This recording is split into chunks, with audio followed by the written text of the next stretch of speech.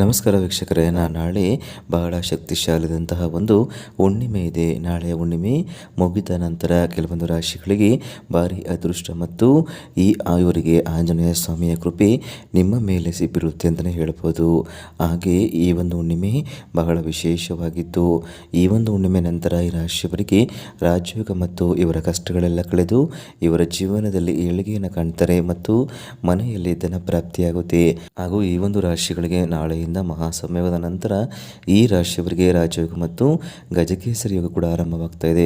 ಈ ಒಂದು ಹುಣ್ಣಿಮೆ ನಂತರ ಬಹಳ ವಿಶೇಷವಾದ ಒಂದು ಶುಭ ಫಲಗಳನ್ನು ಈ ರಾಶಿಯವರು ಪಡ್ಕೊಳ್ತಾರೆ. ಹಾಗೆ ಇವರಿಗೆ ಆಂಜನೇಯ ಸ್ವಾಮಿಯ ಕೃಪೆ ಕೂಡ ಆರಂಭವಾಗುತ್ತೆ. ಹಾಗಾದರೆ ನಾಳೆ ಒಂದು ಹುಣ್ಣಿಮೆ ನಂತರ ಯಾವೆಲ್ಲ ರಾಶಿಗಳಿಗೆ ಯಾವೆಲ್ಲ ಯೋಗ ಫಲಗಳು ಸಿಗುತ್ತೆ ಅಂತ ನಾವು ಇವತ್ತಿನ ಈ ವಿಡಿಯೋದಲ್ಲಿ ನಿಮಗೆ ಸಂಪೂರ್ಣ ಮಾಹಿತಿಯನ್ನು ತಿಳಿಸ್ಕೊಡ್ತೀವಿ. ಬನ್ನಿ, ಅದಕ್ಕೂ ಮುನ್ನ ನೀವು ಕೂಡ ಒಂದು ಆಂಜನೇಯ ಸ್ವಾಮಿಯ ಭಕ್ತರಾಗಿದ್ದರೆ ಈ ಒಂದು ವಿಡಿಯೋನ ಪ್ರತಿಯೊಬ್ಬರು ಕೂಡ ಲೈಕ್ ಮಾಡಿ. ಹಾಗೆ ನೀವೇ ನಮ್ಮ ಚಾನಲ್ಗೆ ಸಬ್ಸ್ಕ್ರೈಬ್ ಮಾಡಿಲ್ಲ ಅಂದರೆ ಈಗಲೇ ಸಬ್ಸ್ಕ್ರೈಬ್ ಮಾಡಿಕೊಂಡು ಪಕ್ಕದಲ್ಲಿ ಬರುವ ಬೆಲ್ ಬಟನ್ನ ಪ್ರೆಸ್ ಮಾಡಿ.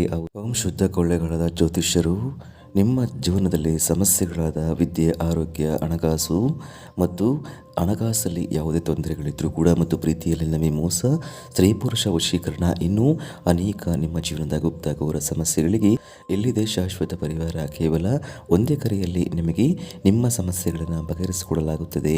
ಪಂಡಿತ್ ನೀಲಕಂಠ ಶಾಸ್ತ್ರಿ, ನಂಬರ್ 1 ವಶೀಕರಣ ಸ್ಪೆಷಲಿಸ್ಟ್. ನಿಮ್ಮ ಜೀವನದಲ್ಲಿ ಇರುವ ಸಮಸ್ಯೆಗಳನ್ನು ಬಗೆಹರಿಸಿಕೊಳ್ಳಲು ಈಗಲೇ ಕರೆ ಮಾಡಿ. Mobile number 9036367905. ಈಗಲೇ ಕರೆ ಮಾಡಿ ನಿಮ್ಮ ಸಮಸ್ಯೆಗಳನ್ನು ಬಗೆಹರಿಸಿಕೊಳ್ಳಿ. ನಾಳೆಯಿಂದ 8 ರಾಶಿ ಜನರಿಗೆ ಕೆಲಸದ ವಿಷಯದಲ್ಲಿ ಕೂಡ ತುಂಬಾ ಶುಭವಾಗುತ್ತೆ. ಕೆಲವು ಕಾರಣಗಳಿಂದಾಗಿ ಬಡ್ತಿ ಸಿಗದೇ ಇದ್ದರೆ ನಾಳೆಯ ಹುಣ್ಣಿಮೆ ನಂತರ ಆ ಒಂದು ವಿಷಯದಲ್ಲಿ ನಿಮಗೆ ಕಚೇರಿಯಲ್ಲಿ ಒಳ್ಳೆಯ ಸುದ್ದಿಯನ್ನು ಕೂಡ ಕೇಳ್ತೀರಿ. ಮತ್ತು ನಿಮ್ಮ ಕೆಲಸವು ಪ್ಯಾಷನ್ಗೆ ಸಂಬಂಧಪಟ್ಟಿದ್ದರೆ ನಾಳೆಯಿಂದ ಬಹಳ ಮುಖ್ಯ ದಿನ ಅಂತಲೇ ಹೇಳ್ಬೋದು. ಮಾಧ್ಯಮ ಮತ್ತು ರಾಜಕೀಯಕ್ಕೆ ಸಂಬಂಧಿಸಿದವರು ಕೂಡ ಪ್ರಯೋಜನವನ್ನು ಪಡೆದುಕೊಳ್ಳಬಹುದು ನಾಳೆಯಿಂದ.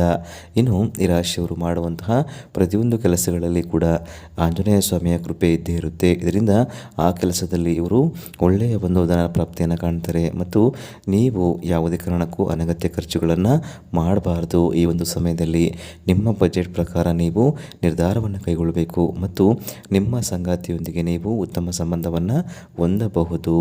ನಾಳೆಯ ಹುಣ್ಣಿಮೆ ನಂತರ ನಿಮಗೆ ಭಾರಿ ಅದೃಷ್ಟ ಮತ್ತು ರಾಜಯೋಗ ಶುರುವಾಗ್ತದೆ ಅಂತಲೇ ಹೇಳ್ಬೋದು.